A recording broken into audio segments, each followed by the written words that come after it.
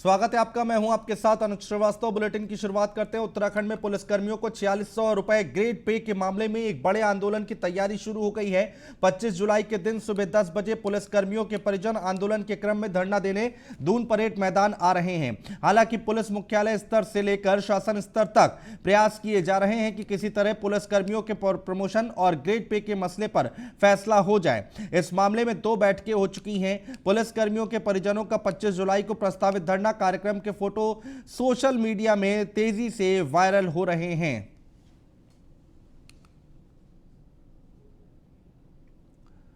सुदीप जैन हमारे संवाददाता हमारे साथ जुड़ चुके हैं ज्यादा जानकारी के साथ। सुदीप जैन, पूरा मसला आखिर क्या है, अपडेट क्या है, एक बार तफसील से समझाइए। 2 माह से विशेषकर जो 2001-2002 बैच के हमारे जवान हैं, उनमें 4600 रुपए ग्रेड पे में कटौती किए जाने से नाराजगी है। दरअसल या तो प्रमोशन मिलता है, प्रमोशन न मिल पाने की स्थिति में ग्रेड पे मिलती है, तो इनकी ग्रेड पे में भी कटौती हो गई है। कटौती हुई उससे नाराजगी ये है कि इनके जो भविष्य की योजनाएं हो प्रभावित होंगी और हर कोई अच्छा भविष्य चाहता है। अपनी तय शुदा जो उसको नौकरी के वक्त जो उसको ग्रेड पे दिखे उसको वो हासिल करना चाहता है, प्राप्त करना चाहता है। इसी क्रम में कुछ दिनों पहले हमने देखा था ब्लैक मार्क्स लगा के विरोध किया था पुलिस कर्मियों ने। हालांकि इसमें पुलिस मुख्यालय और शासन दोनों ही गंभीर है, निर्णय चाहता है, हालांकि निर्णय नहीं हो पा रहा है। अब पुलिस कर्मियों के परिजन आगे आए हैं। अगर सोशल मीडिया में वायरल हो रही तस्वीरों की माने तो एक हैशटैग चलाया जा रहा है UKP 4600GP, यानी उत्तराखंड पुलिस 4600 ग्रेड पे। इसी के क्रम में 25 जुलाई को जो पुलिस कर्मियों के परिजन हैं वो विरोध स्वरूप परेड मैदान पहुंचेंगे और परेड मैदान देहरादून का बड़ा मैदान है और वहां। बिल्कुल, बहुत शुक्रिया तमाम जानकारी हम तक पहुंचाने के लिए सुदीप जैन। और सीएम पुष्कर सिंह धामी का कांग्रेस पर जुबानी हमला, फोन टैपिंग मामले में सीएम धामी ने साधा निशाना। सदन से एक दिन पहले कांग्रेस ने उठाया मुद्दा, ये सीएम की तरफ से कहा गया है। कांग्रेस ने विदेशी शक्तियों के साथ मिलकर रचा स्वांग और केंद्र सरकार को बदनाम करने के लिए ये साजिश रची गई है। देखिए, ये कांग्रेस का इतिहास रहा है कि जब भी देश और राष्ट्र के लिए कोई बात होती है, देश की संसद के अंदर जब देश की तरक्की की बात हो रही थी, 130 करोड़ लोगों के लिए विकास की योजनाएं बननी थी, तो उससे ठीक एक दिन पहले जो है वो इस प्रकार की चीज़ लाए जिससे कि चीज़ें उलझ जाएं और उन पर चर्चा ना हो पाए, उन पर बहस ना हो पाए, जिससे कि जो है देश का जो विकास है उसको रोकने का प्रयास विदेशी शक्तियों के साथ मिलकर। और देश के अंदर हमेशा से इनका इतिहास रहा है कि केवल विरोध के लिए विरोध करना। और उत्तराखंड में बीते 2 दिन से भारी बारिश का दौर जारी है। मंगलवार को भी प्रदेश के कई हिस्सों में जोरदार बारिश हुई है। ऐसे में मुख्यमंत्री पुष्कर सिंह धामी ने आज प्रस्तावित केदारनाथ और रुद्रप्रयाग का दौरा स्थगित कर दिया। मुख्यमंत्री धामी ने सचिवालय में बैठकर शासन के वरिष्ठ अधिकारियों और तमाम जिलों के जिलाधिकारियों के साथ वीडियो कॉन्फ्रेंसिंग के जरिए बैठक की। बैठक में उन्होंने बारिश के बाद प्रदेश के ताजा हालात की जानकारी ली। मुख्यमंत्री ने अफसरों को हमेशा अलर्ट मोड में रहने के निर्देश दिए हैं। सीएम ने अफसरों से कहा है कि किसी भी घटना की स्थिति में जल्द से जल्द राहत व बचाव कार्य संचालित हो, रेस्पॉन्स टाइम को कम से कम किया जाए। आज हम लोगों ने जो आपदा काल जो हमारे यहाँ पर चल रहा है, आपदा को लेकर ये बैठक की है और सभी जिलों के सभी अधिकारियों को जो ज़रूरी निर्देश थे, आपदा काल में किसी प्रकार की भी जो है कम्युनिकेशन गैप नहीं होना चाहिए और तत्काल कहीं से भी कोई भी रिपोर्ट आने पर तुरंत वहाँ पर जो है सहायता के लिए पहुंचना प्रशासन को सुनिश्चित करना है। और साथ ही साथ जो हमारा मैंने ये आपदा प्रबंधन है, आपदा प्रबंधन विभाग को 24 घंटे दुरुस्त रहने के निर्देश। और मूसलाधार बारिश ने बढ़ाई सरकार की मुसीबत। लैंडस्लाइड के बाद राज्य में 250 सड़कें बंद। बारिश से कार्यदायी संस्थाओं की मुश्किलें और भी ज्यादा बढ़ गई हैं। एक सड़क खोल रहे, दूसरी बंद हो रही है। टनकपुर पूर्णागिरी मार्ग तीसरे दिन भी बंद रहा और पिथौरागढ़, चंपावत, नैनीताल में कई रोड बंद हैं। सड़कों को खोलने के काम में लगी है 374 JCB। निर्माणाधीन 80 पुलों का काम रोका गया है।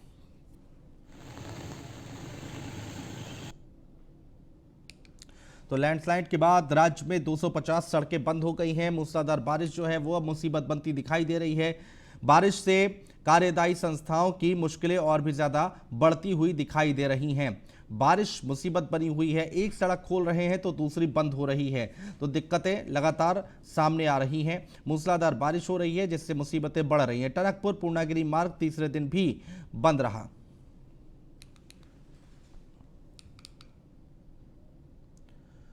और केदारनाथ धाम में झमाझम बारिश लगातार जारी है। 2 दिनों की बारिश से केदारनाथ में चल रहा पुनर्निर्माण कार्य भी प्रभावित हो रहा है। धाम में बिजली व्यवस्था भी ठप पड़ी हुई है। इसके अलावा बद्रीनाथ और केदारनाथ हाईवे पर जगह जगह भूस्खलन हो रहा है और वहीं ग्रामीण क्षेत्रों को जोड़ने वाले कई लिंक मोटरमार्ग भी बंद पड़ गए हैं। वहीं अंधेरगढ़ी रामपुर समेत कई अन्य स्थानों पर बारिश के चलते हाईवे पर घंटों जाम लगा रहा। केदारनाथ में जो हमारा प्रोजेक्ट चल रहा है, जो कुछ दिनों से भारी वर्षा होने के कारण हमारे कार्य पर प्रभाव पड़ रहा है और बिजली तो दिन में काफ़ी कम रहती है, जिससे हमारे निर्माण कार्य पर काफ़ी प्रतिकूल प्रभाव पड़ रहा है। और टिहरी के नरेंद्रनगर में महत्वपूर्ण आगरा खाल कुशरैला भोगपुर मोटरमार्ग पहाड़ी से भारी मलबा गिरने के कारण फर्त गांव के पास बंद हो गया है। रोड से मलबा हटाने के लिए पीडब्ल्यूडी ने जेसीबी तैनात कर दी है। उम्मीद ये जताई जा रही है कि बुधवार तक सड़क को खोल दिया जाएगा। मोटरमार्ग जो है, जो लगातार जिस बिंदु पे बंद हो रहा है, वो एक्चुअली पहाड़ी पे बहुत ऊपर से मलबा आ रहा है वहाँ पे, और उसी वजह से छोटी मशीन से नहीं खुल पा रहा था। तो हम लोगों ने अपनी जो डिपार्टमेंटल बड़े एक्सकवेटर हैं वो भी भेजा है वहाँ पे, तो वो हम लोग खोल रहे हैं, डेली खोल रहे हैं, डेली बंद हो रहा है। वो ये दिक्कत आ रही है उसमें। लेकिन अभी क्योंकि लगातार आप देख रहे हैं 2-3 दिन से बारिश हो रही है, इस वजह से भी व्यवधान हुआ है। लेकिन यह है कि हम लोग उसमें जो है लगातार उसको प्रयास कर रहे हैं खोलने का, और एक आध दिन में हम उसको पूरी तरीके से जो है पूरा अच्छे से उसको यातायात के लिए पूरी तरह बहाल करते हैं। और देहरादून में एसडीआरएफ का सर्च ऑपरेशन। एसडीआरएफ और पुलिस ने चलाया संयुक्त सर्च ऑपरेशन। छिबरो पावर हाउस से लापता 2 मजदूरों की तलाश। राजधानी के कालसी तहसील में छिबरो पावर हाउस है और टनल में रंगाई करने गए 2 श्रमिक शनिवार से लापता हैं।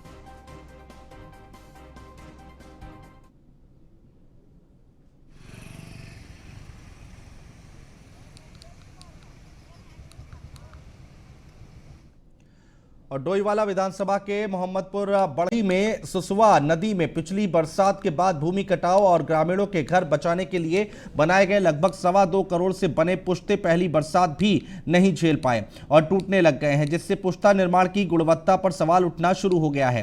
कांग्रेस जिला अध्यक्ष गौरव चौधरी ने निर्माण की जांच की मांग की है। साथ ही और अधिक नुकसान न हो इसके बचाव के लिए भी तत्काल ही कार्य शुरू करने की मांग की गई है। सीधे ये प्रतीत होता है कि हमारे जो अधिकारी हैं वो कितने असंवेदनशील हैं। किसानों ने लंबी लड़ाई लड़ने के बाद इस पुस्ते को स्वीकृत कराया था। लगातार कई सालों से यहाँ के किसानों की मांग थी कि यहाँ पे एक पुस्ता बने, क्योंकि ज़मीन काफ़ी लोगों की बह चुकी है। और आज जब सरकार द्वारा इतना मोटा बजट से ये पुस्ता बनाया गया, वो पहली बरसात आई और पहला ही पानी इस नदी में आया, आपके सामने है, इस पुस्ते की पोल खुल गई। अगर इस तरह से काम होगा तो आप सोच सकते हैं हमारा प्रदेश किस तरफ जा रहा है। अगर जितना पैसा इसमें लगभग 2.25 करोड़ रुपए की लागत से ये पुस्ता बना। और 27 जुलाई से स्ट्राइक पर जाने का ऐलान कर चुके ऊर्जा कर्मियों का गुस्सा कम होने का नाम नहीं ले रहा है। भारी संख्या में ऊर्जा भवन में मौजूद कर्मियों ने सत्याग्रह कर सरकार से अपनी मांग पूरी करने की मांग की है। कर्मचारियों का आरोप है कि पिछले 4 साल से प्रबंधन और शासन उनकी मांगों पर केवल टाल मटोल वाला रवैया अपनाए हुए है।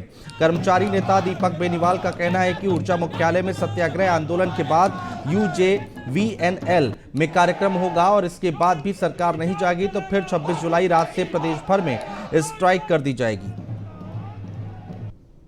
देखिए, आज सत्याग्रह कार्यक्रम है। 25 तारीख को जल विद्युत निगम में सत्याग्रह का कार्यक्रम है और शाम के टाइम विशाल रैली है। अगर इसके बाद भी सरकार नहीं देखती है तो 26 तारीख की मध्य रात्रि से हम लोग हड़ताल पर चलेंगे। देखिए, आज सत्याग्रह कार्यक्रम है। आर राजेश कुमार ने देहरादून के जिलाधिकारी का चार्ज संभाल लिया है। उन्होंने आज डीएम कार्यालय पहुंच चार्ज संभाला है। आर राजेश कुमार का कहना है कि सरकार की जो प्राथमिकता है वही उनकी भी प्राथमिकता होगी। सबसे पहले रोजगार पर फोकस किया जाएगा। कोविड-19 की तीसरी लहर के मद्देनजर हेल्थ सेक्टर को मजबूत करने पर फोकस किया जाएगा। प्रायोरिटीज़ में से जब मैंने जैसे बताया कि रोज़गार से रिलेटेड जो माननीय मुख्यमंत्री जी का जो प्रायोरिटी है, टॉप प्रायोरिटी, वही मेरी प्रायोरिटी भी है कि हम जितनी भी योजनाएं हैं उसको रोज़गार से जोड़ें सबसे पहले, क्योंकि रोज़गार का इशू जो है खासकर पोस्ट कोविड थोड़ा इशू है। तो इस इशू को डिस्ट्रिक्ट स्तर पे जो सॉर्ट आउट करने के लिए जो यथासंभव प्रयास करने हैं मैं करूँगा। बाकी जो संभावित तीसरी लहर है उसको उसके प्रकोप से कैसे हम डील करें और हेल्थ इंफ्रास्ट्रक्चर को ज़्यादा कैसे हम सुदृढ़ करें, इस पे भी मेरा प्रयास। सचिवालय संघ अध्यक्ष दीपक जोशी ने मुख्य सचिव सुखबीर सिंह संधू से मुलाकात की है और इस दौरान उन्होंने कर्मचारियों के लिए डोईवाला स्थित टोल प्लाजा को शुल्क मुक्त करने की मांग की है। दीपक जोशी ने कहा है कि रोजाना 180 रुपए टोल पर खर्च करना आसान नहीं है, इसका जल्द ही कोई रास्ता निकालें जिससे शासकीय काम भी प्रभावित ना हो। उन्होंने आगे कहा कि मुख्य सचिव से उम्मीद है कि इस मामले में जल्द ही कोई निर्णय लिया जाएगा।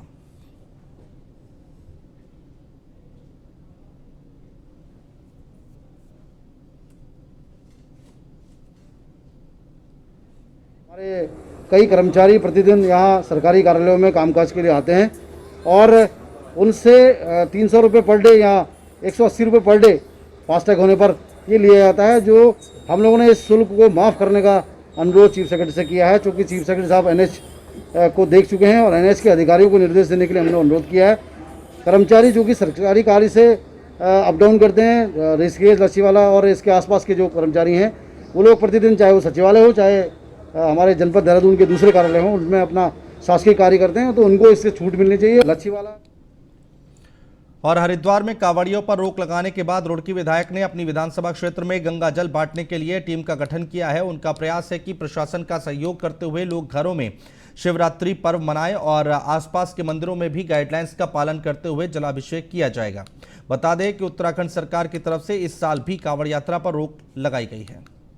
लाखों करोड़ों की संख्या में यहाँ पर लोग कांवड़ में आते थे, पर कोरोना के कारण यात्रा स्थगित कर दी गई है। लोग आने से वंचित हैं उत्तराखंड में। तो हम ये चाहते हैं कि जितने भी हमारे लोग हैं सबको गंगा जल मिले, जिसके लिए हमने गंगा जल ही बनाई है तांबे की। उसमें कहते हैं कि घर घर जाकर हम लोग गंगा जल देंगे और बाहर से भी जो लोग गंगा जल मंगाना चाहते हैं हमारे टोल फ्री नंबर पर कॉल करें, कुरियर द्वारा उनको जो है गंगा जल ही भेज जाएगी, ताकि लोग लाखों।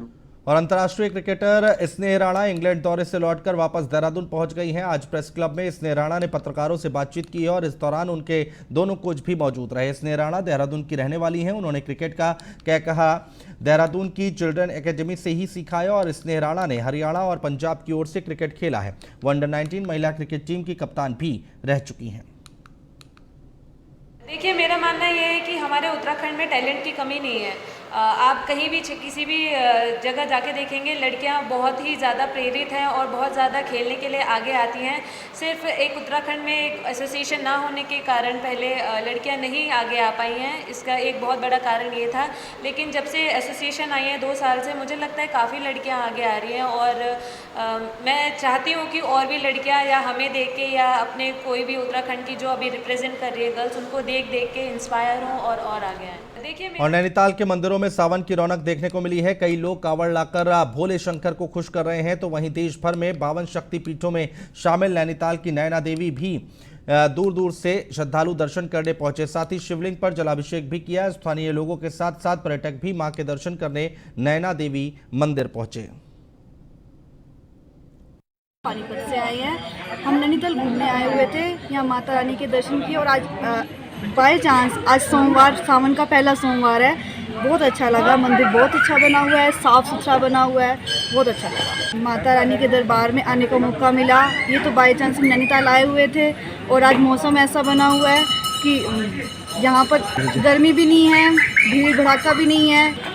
आज सावन का पहला सोमवार था, हम नैनीताल आए हुए थे। माता रानी के दर्शन जरूर करें, बहुत अच्छा लगा। मंदिर बहुत अच्छा बना हुआ है, मौसम बहुत अच्छा हुआ है। बहुत शानदार है यहाँ पर और यहाँ आके बहुत खुशनुमा माहौल है और माँ नैना देवी के दर्शन हुए हैं। बड़ा अच्छा लग रहा है, मौसम भी बहुत अच्छा है और पहला सोमवार है, इसलिए भगवान के चरणों में अरदास लगाई है। हमने कुछ मांगा है और सर्व समाज के लिए, पूरे विश्व के लिए ये मांगा है कि ईश्वर हमें ये कोरोना महामारी से। और फिलहाल हमारे इस बुलेटिन में इतना ही। आप बने रहिए न्यूज़ 1 इंडिया के साथ।